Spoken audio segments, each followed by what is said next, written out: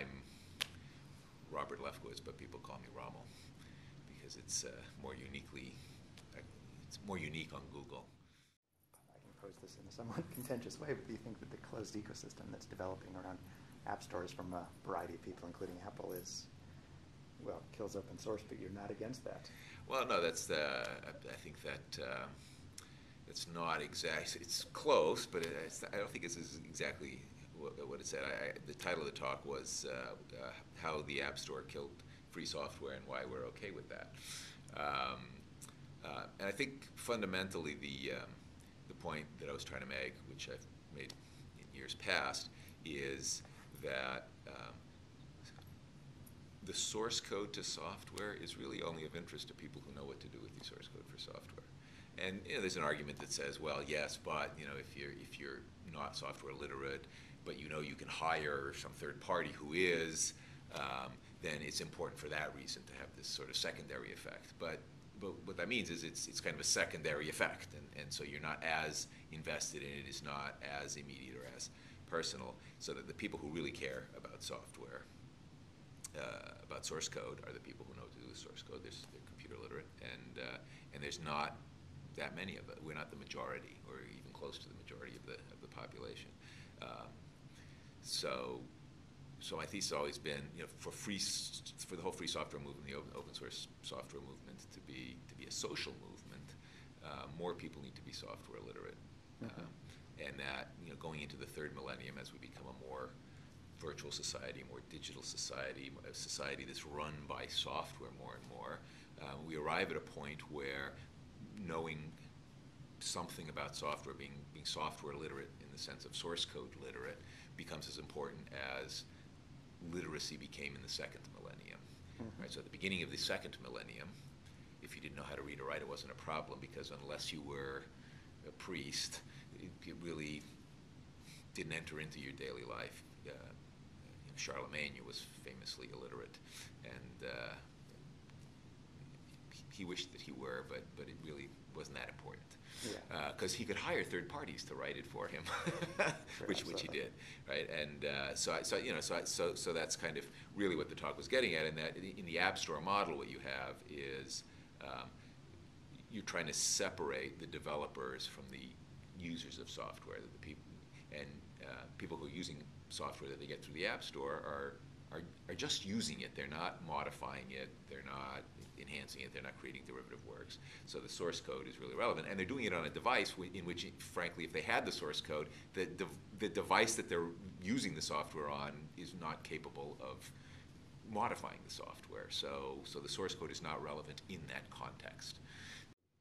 Of course, I'm not going to view the source code on my phone. Right. I'm certainly not going to edit it on my phone. Right. Even if there's a compiler on my phone, it's really not the way I want to compile it. But I do want to get the source code from, perhaps from a different URL than where I actually get the application compiled, and, put it on my real general purpose computer and make modifications and make my own modified executable that runs on my phone. Correct. And you want to do that if you're a developer. So in fact, the whole chain, right? You have this one deployment channel or delivery channel, which is for the binaries to a device that's going to run the binaries, and source code never enters into it. And even if you were a developer, you would switch to get the source code from a different place by a different mechanism onto a different machine that you would edit. So it really separates it out.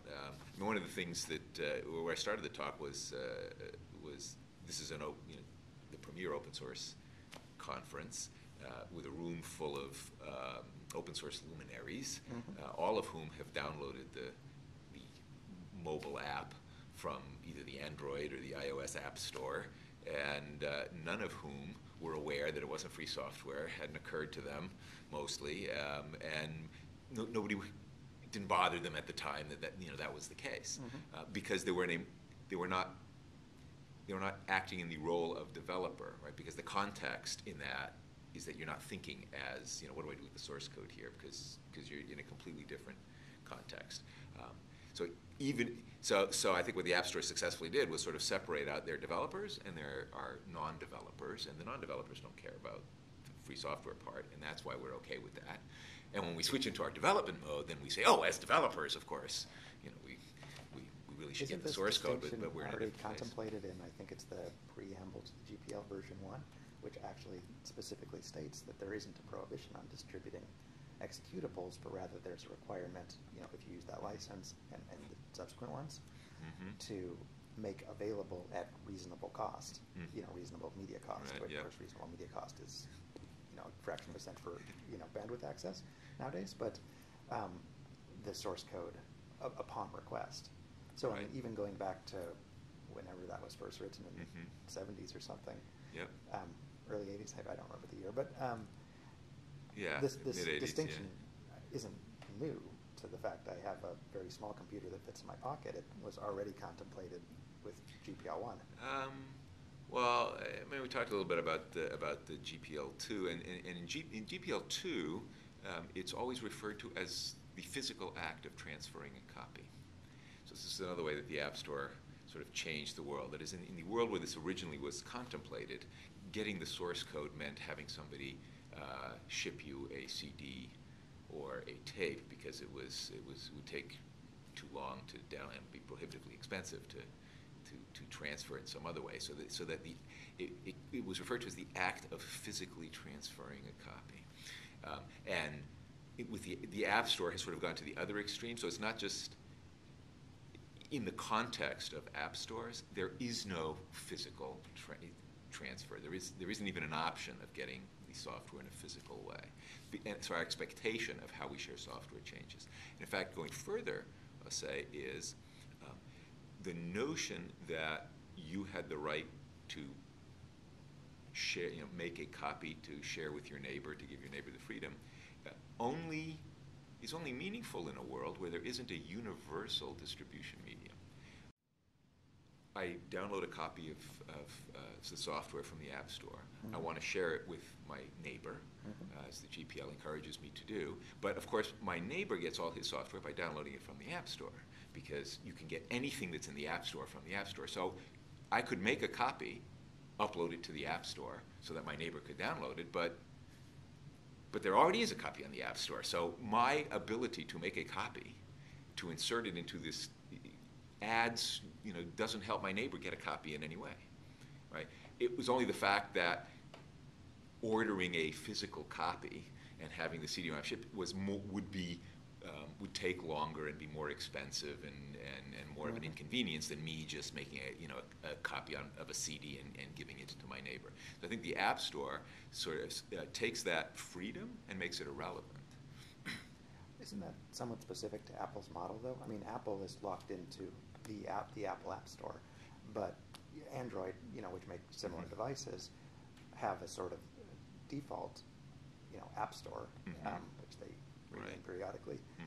But there's an option for side channel loading, so I don't have to tell my friend, go to the Marketplace or Google Play and get it. I can say, go to my URL at my website and get it there. Right, but I'm not saying it's better. Right, but in terms of just having made a copy, right, to get it from my URL or the original URL where I got it from, right, so it's just as convenient for me to say, oh, I got this app from this URL and send my friend the URL. That URL can point to the same place that I got it from. So in the Android model, right, I don't need to make a copy either.